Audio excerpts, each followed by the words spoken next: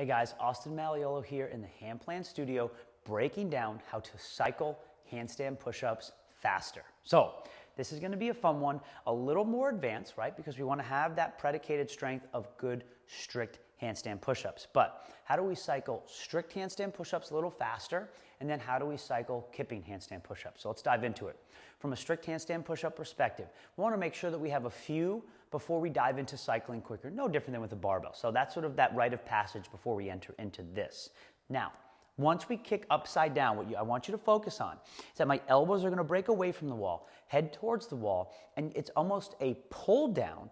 And as soon as the head touches the mat, you're going to bounce up. Now, I definitely recommend you utilizing ab mat in the beginning for your athletes because we don't want to crash in the head too hard. Over time, we'll just go to a nice soft Dolomer mat. Okay? But again, this is a nice way to progress the athletes because you want to avoid crashing down. It should be controlled. And that's something we really want to avoid is crashing down. It's pull down and then press up. Okay? So as I kick up into my handstand, I'm here.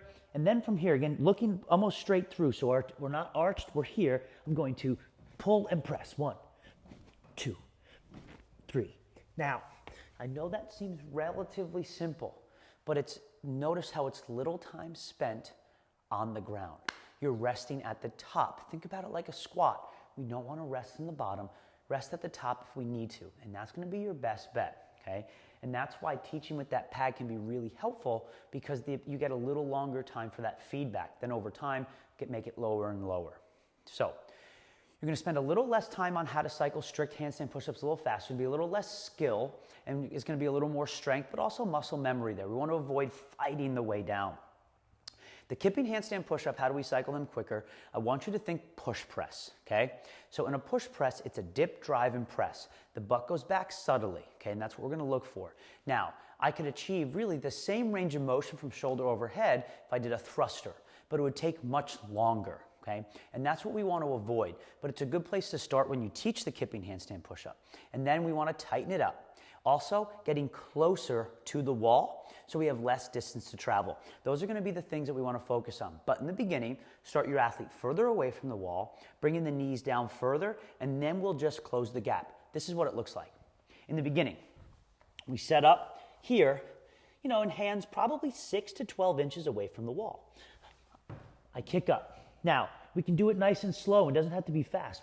Head goes down, butt goes back, knees come down, and then I kick and punch. Boom. Now, I can practice that. Head, butt, knees, kick and punch. And then I can practice tightening it up. Head, butt, knees come down less. Kick and punch.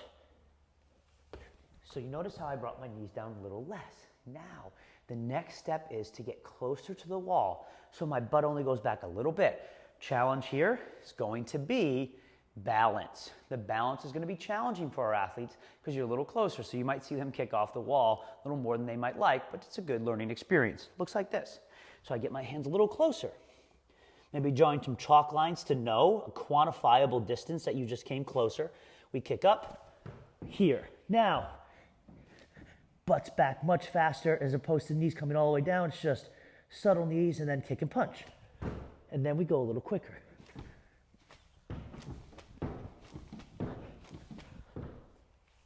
So now we notice how the knees come out just a little bit and we're just, as the elbows break, butt back, knees down.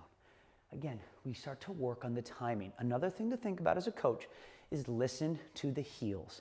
If you hear the heels hit, and the arms aren't locked out, it was a missed time kip. And that's when you'll see a little belabored punch. It should be kick punch, one motion, kick punch, one motion. And as we add that shorter kip, it'll be much faster. But as you can see, the heart rate gets up there.